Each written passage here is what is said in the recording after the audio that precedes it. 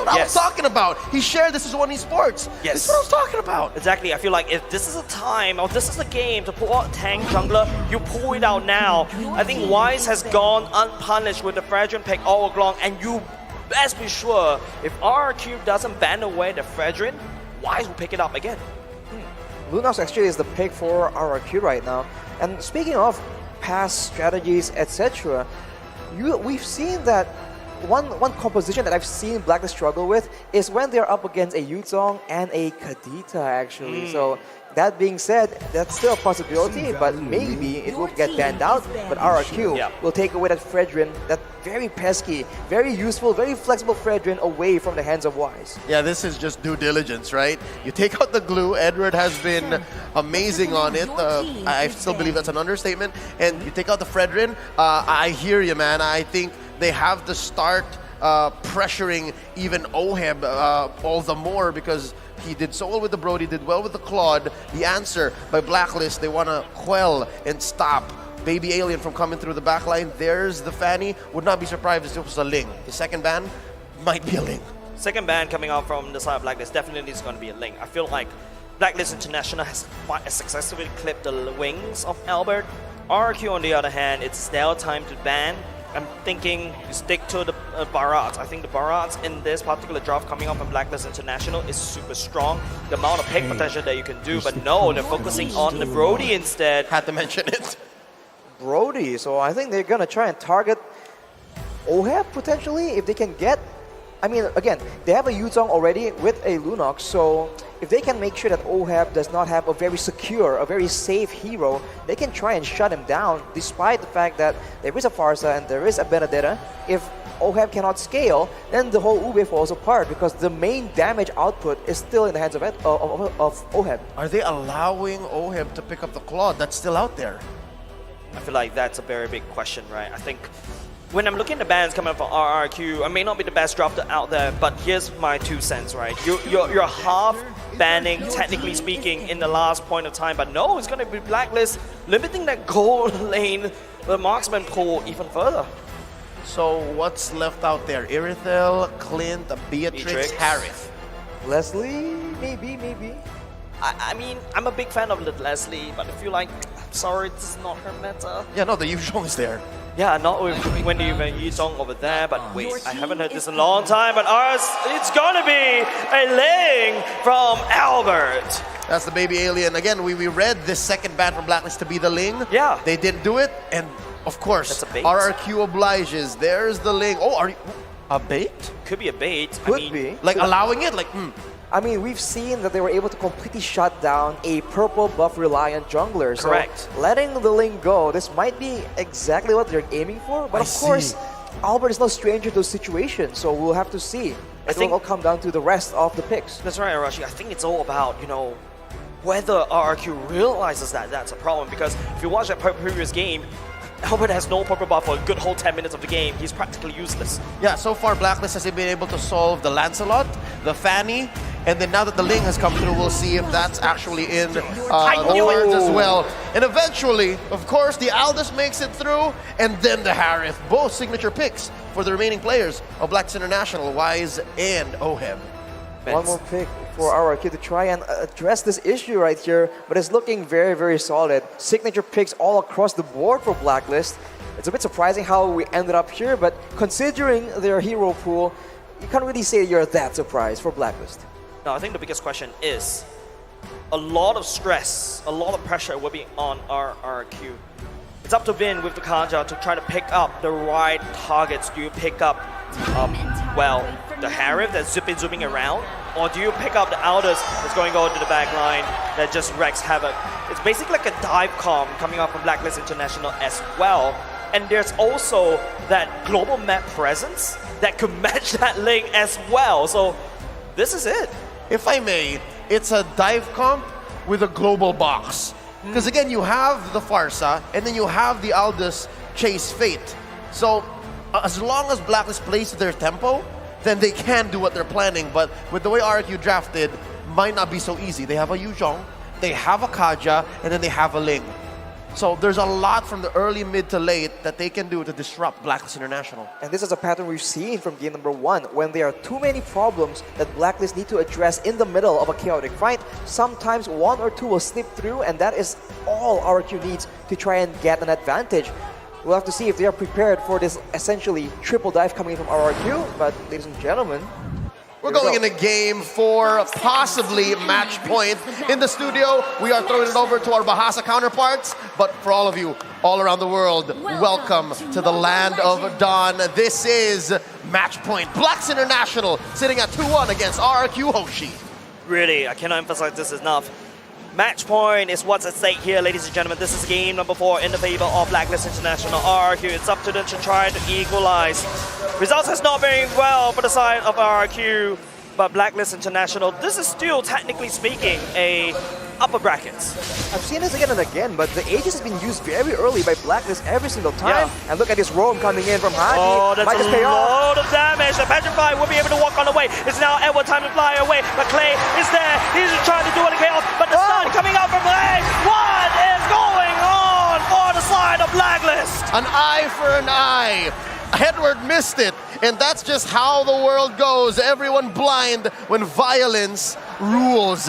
Oh man, this is what I was talking about. This is what we were talking about. Yeah. If RRQ puts so much on the board, Blacklist can't answer back. Another thing that RRQ needs to really pay attention and take advantage of this is the potential, the fact that early game, Blacklist should be weaker.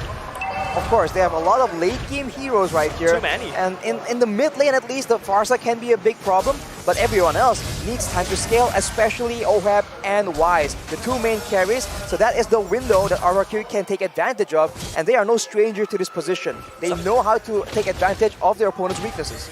Yeah, something interesting as well, if you notice how Wise is actually taking the stacks, but hold on, Skylar is actually getting caught by this Estes circle as well. Vin doesn't really have the ultimate, so has a doubt out of that. They touch and they go. Skylar takes some damage. Lord spawning in a few seconds. You can see how Wise is hovering around his purple. And you mentioned those stacks. Yeah, this is just Blacklist's effort to stop this rampage of RRQ in the early game. I mean, now with the turtle spawning, actually, not the Lord, Leo, a bit too eager here, but Skylar here gets jumped on. Someone falls going in. Haji will be in and down the left by the air strike. At the same time, he's going to be in. Doesn't really have the divine judgment. He's actually going to get denied. Not a very good fight coming up from RRQ, losing their marksman, but here we come. Oh, Vin, okay, gets marked, but Blacklist will not pull that trigger. Oof, that's unfortunate, man. They almost got the kill onto OHAB, but they're a bit too clean with it. The battle spells are available, but as a result, they're able to get the turtle, knowing that there's a lot more members of Blacklist in the bottom lane. Edward is coming in, being a bit of a menace there. But so far, it's still pretty even, and Blacklist are the ones actually with a bit of a gold lead, not the start that RRQ is looking for. You know, Arashi, I will agree to disagree right here, right? Because you don't want to be even against a late game comp. You want to be ahead. Right now, RRQ is just barely scratching the surface in terms of the gold lead of Blacklist. But let's take a look at the items, Leo. Well, I mean, you can see that the Farsa is building towards the Clock of Destiny. Later on, that will be a big problem. The earlier, like, Haji gets it, the more it's going to be a problem. But for now, you can see Albert just happy feet, dancing around. Happy feet. But there's just, without a real solid engage, so far, no real movements happening just yet. Vin, though, is the one person that can change that. You know what surprises me is the fact that top lane has become mum. After that action-packed 30 seconds, Edward and R7 are like, yeah, no, we're not doing it. But bottom, though, Zaman forced out. And Vin and the rest of RRQ Hoshi in the vision, in the sight of Blacks International. Again, I miss this. This is one key use of the Aldous ult. It's just for pure vision. Just ulting it for vision, that is definitely a creative use of the ultimate. And knowing how Blacklist can maneuver around with vision, right, with information, that is a very dangerous weapon, and RRQ needs to respect that. At any moment, they like setting up traps, and it can be exposed by that Aldous as they make a move towards the bottom side, but yet no real result right here. That's the problem about the Kaja, right? You need to rely on the Flicker ultimate to land down these structs. Like, let's take a look at the emblems for now. As both these two teams, they won't be able to find anything on the bottom side. just a lot of movement speed and cooldown. I mean, it's just how it is, right? Utility becomes so important for both these teams right now because both of them are not making simple mistakes. They need to be forced into those errors, otherwise it's going to be a very slow and calculative game. So with that being said, I think that RRQ has a few more tools to work out with. The Blacklist have the counters as well. This is why the drafting phase was just so confusing, so difficult to predict. Yep, again, something tells me that Aldous ban from a couple of games back in the series, Coach Arcadia, Coach Achille, they were on to Blacklist. They knew that this was up. So here, 5 minutes in, second turtle going for free over to RRQ Hoshi. Blacklist knows their timing still. They know that this is not the time to fight. I respect that, right? If you notice, even the crowd, they identify that there's no point for Blacklist to try to contest the turtle. RRQ, I think the main goal right now is to try to take down as much structures as possible, especially the top-bottom side. You don't want to allow Wise to just walk around gaining resources. But I mean, you can see the Blacklist is trading very smart, intelligently as well. They are not letting go their turrets for no reason. They always try and find something extra, and this is why it's so annoying. Once you think that you have an edge over Blacklist, they just equalize, and look at that damage though. No. That is something that RRQ can definitely use. What damage? See, he's fully healed. Right now, it is Blacklist time to do the damage. This is kind of crazy, but here comes Abdab. It is going to be all my minutes actually taken down. R7 will be trying to look for the pickup right here on the back line, but I don't think Blacklist is ready for the fight right now. And what is actually trying to find some time. Elba picks up another kill. R7 will also do that soon. 3 member going down. This is not a fight that Blacklist International want to do. We just had to call it, right? Vin, with just a split second to decide, pulls Oh My Venus into RRQ's death ball, and they get 3 for free. Now they're going to capitalize, push this top lane tier 1, and now the map is much smaller. How can Blacklist recover? I mean, James was saying, what damage? That's the damage you're looking for, man. When they combo the spells properly, that is a lot of potential pickoff for the side of RRQ. It's not just Vin pulling out Oh My Venus to ensure that no healing is done. It's also R7 with his ice set onto Haji at every single fight, one-shotting him if the Petrify is available. It's not so easy for Blacklist. Again, yes, they have the vision. Yes, they have the box, the space. But when you're fighting a lineup like RRQ has, again, that's a mid-Lunox. Real world manipulation. Sorry, not a real world. Feather airstrike going in. Nothing can be found for now. Skylar doesn't connect the random shot. I think right here, Blacklist International is just desperately buying for time. This gold lead still okay for RRQ, but I think they need to do more. They need to crack open mid lane. They're still leading right now, but they're also working against the clock. The late game is dangerous, but the early game. Edward getting surprised, but he'll be able to get out alive right into the healing hands of All My Venus. That is the question I ask you, Arashi. What damage? Well, fortunately, Edward was able to survive in the situation, and all Blacklist are the ones actually trying to make a play, but they're sandwiched between RRQ. That might not be the best result. And not only just that, it's going to be Skylar getting tagged by the Elders as well. Haji going in, the Zaman Force already commented at the same time. Lunos is forced to use the Brilliance, but now R7 is looking for the engage. Elba's trying to look for the backline. It's going to be the Zaman Force, but Elba will be taking down the Queen for now. This is not a fight once again. Blacklist is not ready, and they will lose 2 members. This is a battle of combat mobility, right? There's map mobility, there's combat mobility. You saw how Wise had to walk through the walls. You saw that he was like, oh, Albert, that's not fair. You're on top of the walls. He just couldn't join the fight. And that's just one weakness that Blacklist has built in. And now, RRQ's going to choke off those resources. Personal. Yeah, this is tough. This is revenge from game 3. RRQ is saying that this is personal. Literally taking away the purple from Blacklist. Looking at the items right here, Blade of Despair and a Malefic Roar completed for Skylar. It's going to be a lot of damage, but looking at R7, he only has the Hunter Strike. That will be plenty to deal with any squishy member. And as you mentioned, Leo, if they can't kite away, if they can't find ways to survive from the Black Dragon, it's going to be a very tough backline play for Blacklist International.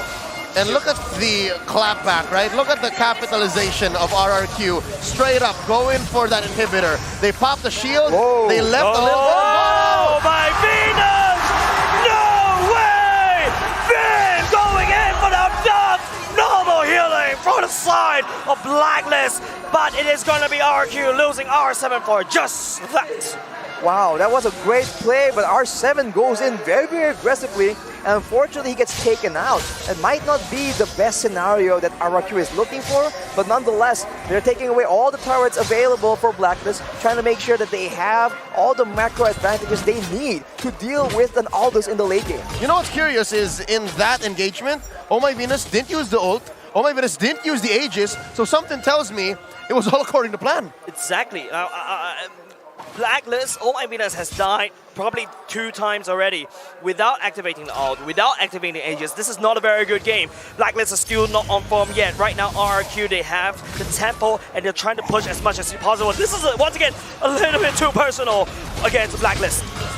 They want to make sure that they get all the buffs available denied from the side of Blacklist International. But Haji secures it. Haji secures that. But yet Haji is able to secure it. This is why it's just so irritating. But now, knowing now that R7 has the Petrify available, this is going to be a very dangerous fight for Blacklist to try and commit to if they want to try and contest this Lord. Yep, it's already spawned, and there's 4 men here. R7 in the wings. Clay just making sure that they make quick work of it. And just like that, Blacklist on the back foot. Wise securing what little resources he can. Run, Rise! Oh, that's all of RRQ on you. Finn, the conceal play going in the slow, and here comes those down. Wise will be the backup of RRQ's feisty pickup. That is the potential, man. When you have the map control, you can ensure that even though Wise is near his turret, it does not even matter. Everyone else needs to deal with the other lane, and that is how you can break up this team fight-centric composition from Blacklist International. That Take damage. a look at the items right here. Clock of Destiny and Lightning Truncheon done for both the Lunox and the Farsa, but on the other hand, Demon Hunter Sword built by Skylar to ensure that in those long, prolonged team fights, the DPS will still be readily available. Worst case scenario, Blacklist International loses inhibitor or 2. Best case scenario, they find a way to defend inside their base. But at 11 minutes, with almost 7k ahead, RRQ Hoshi, it's looking like it's worse for wear now. They can't fight, not like this. Better strike going in at the same time. The Renaissance will be able to call it on Haji, but the top side is already getting broken for now. Being tried up down. It is once again the Queen, but we will not be able to survive any longer. It's going to be Wise trying to chase on, trying to build, but the Lord is actually forgotten by the side of Blacklist. RRQ, they take the Queen and the top side. 2 for 1. And throughout all this, they take down Skylar, and Oheb is sitting at 0-0 and 4. Albert choking away at Wise's resources. Arashi, at what point can we say that Blacklist can clap back and Blacklist find a way in? Because so far, RRQ Hoshi, I think they're willing to make these trades for permanent objectives. I mean, RRQ, they have lost like 5k gold lead, but now Haji's in jumped on. Oh no, that is big problem for the side of Blacklist. It's going to be all trying to desperately try to shut down the dreams of RRQ, but he will lose his life as well. It's just 3. It's a scrappy fight. This is a reckless trading being done by RRQ, and it's not good. Whenever teams start trading kills back and forth, the team with the late game composition usually comes out on top. With a Harith, with an Aldous in their squad, it's going to be a bit dangerous for RRQ to keep doing this. They have to play calculated and ensure that Blacklist gets locked into their own base, because otherwise it's going to be very difficult. Man, look at this. Wise is just like getting free stacks. Yeah. Just serving up to him like on a silver platter. Like a buffet. Like a buffet. Like a buffet. He's building a hybrid. This is the El Clasico Aldous Blacklist build. You have the Brute Force, you have the Thunderbelt, 1 Malefic Roar just for sure, just for safety, and then he's building an Athena's Shield. For RRQ Hoshi, I mean, again, they've grown so much from the draft from game 1 to 4 so far. Yep. Coverage, check. Protection, check. Aggression, check. And now, this is a Luminous Lord. This could be it. If RQ takes this, and then they win more team fights, it's over. We're going to game 5. It's about the positioning of Haji. That's a lot of damage coming out with Skylar, but Oh My Venus is around there. I don't like how Oh My Venus is actually positioned, and once again, right into the head of Finn! Real One Animation desperately trying to cover the damage, but R7 will be there. It's going to be in the Blacklist International, but here comes Wise! He is hungry for the kills, and Blacklist International shuts down RRQ. 3 for none! 3 for none, and they're gonna go for the Lord right at the least point, right where you did not expect it. Blacks International claps back in just in time. R7! Oh! R7, another point over the side of Wise. The stack is so unsurmountable. Haji forces the Albert to run away. Lord given over to Blacklist. 4v1 Arashi. What's RRQ to do here? They have to try and recover, man, but the gold lead is down to 1.4k only. It is a very dangerous situation for RRQ to be in. I was about to say before the previous fight that Edward is the unseen member that can be a deciding factor in these big fights, and he completely delivers. He turns it around, and now Blacklist are the ones with a gold advantage.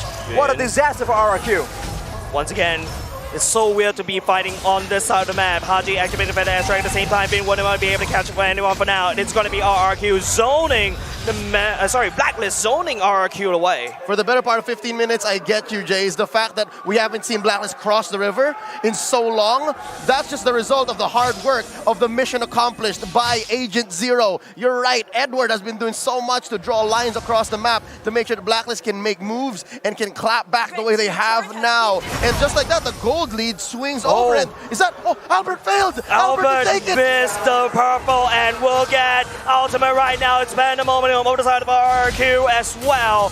And this is a big problem. Blacklist International has a bit of gold lead. Off the bat, Blacklist International now has the lead. They have equalized in the gold division. They have a lead in range, and they also have a lot more sustain and an infinite scaling hero. On paper, this is a done deal, but RRQ, they are known to do something so crazy it might just work. That is what we're looking for right here.